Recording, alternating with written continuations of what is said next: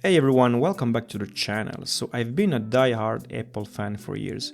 iPhones, MacBooks, AirPods, the whole ecosystem. But recently I did something completely unexpected.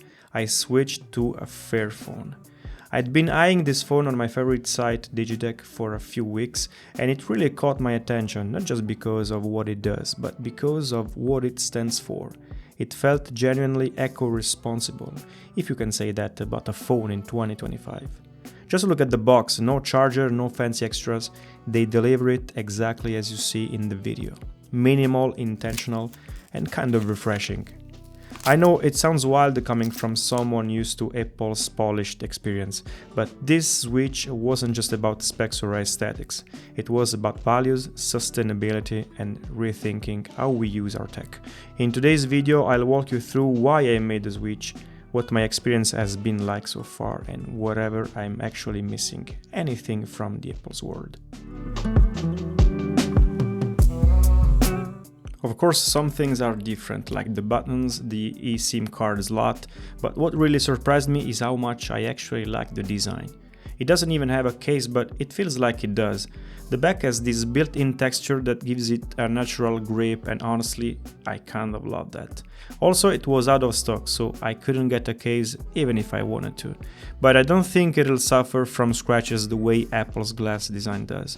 The materials here feel a lot more durable and practical. In terms of size and weight, it's pretty similar to my iPhone. If anything, the Fairphone has a slightly bigger display, which is actually nice for everyday use. Okay, after going through the mid-length onboarding process, which, to be honest, felt a bit tedious compared to iOS, Apple definitely wins on that front. I decided to skip showing the Android setup part. But once I got to the fingerprint button setup, I was impressed. It was smooth, quick, and honestly really fast. I immediately noticed how responsive it is. I think I'll get used to this feature pretty quickly. And what really struck me was this. If my iPhone ever fails to recognize me, maybe because I'm too far from the sensor or I'm wearing polarized sunglasses, which I do a lot, well, this fingerprint button totally solves the problem.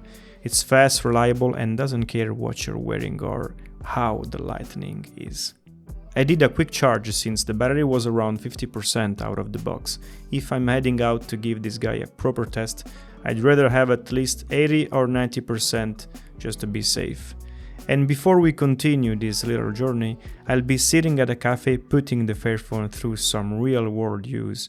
Let's take a quick moment to check out today's sponsor. Hey guys, this video is sponsored by UPDF. Thank you UPDF for supporting this channel. UPDF is a next level AI-powered PDF editor that lets you chat with your PDFs, edit, annotate, convert, and do so much more. Plus, it's compatible with multiple platforms. Honestly, this is something I didn't even know I needed, but it's made my life so much easier.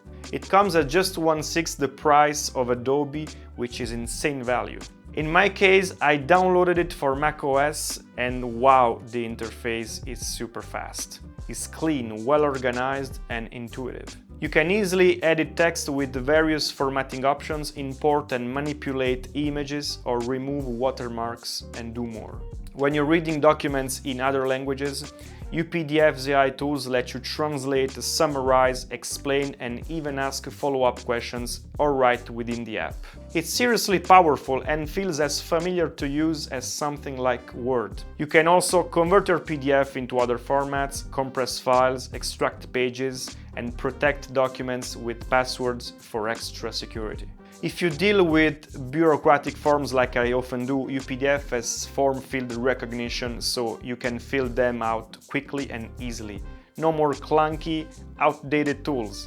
And yes, you can digitally sign your PDFs directly in the app, finally saying goodbye to the hassle of printing, signing, scanning, and sending documents just to get a signature. If you want to give UPDF a try, the link is in the description and there is an exclusive discount just for you. One license works across all platforms and allows you to edit and sync your PDFs seamlessly.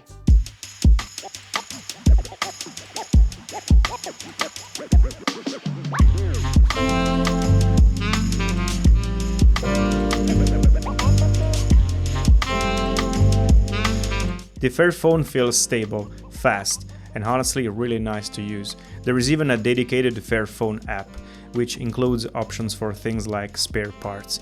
Yes, you can actually replace the battery for around $35. That's something you'd never get with most other phones today.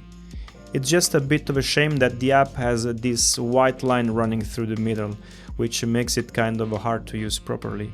Hopefully that gets fixed in an update. Then I started testing the camera, and I have to say, I'm impressed, especially when zooming. The image stays clear and the blur effect in the background looks surprisingly good. I was just as surprised as I was when I first started using the iPhone 16. As for the app situation, the Android store is full of apps I already know, and I feel pretty confident I won't be missing much. Sure, there might be a few iOS-only apps I'll miss, but honestly, the same goes the other way around too.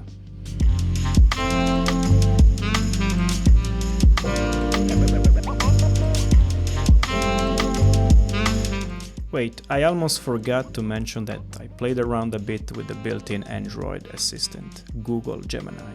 It's really good, fast, responsive, pretty much the Siri of Android, but actually useful.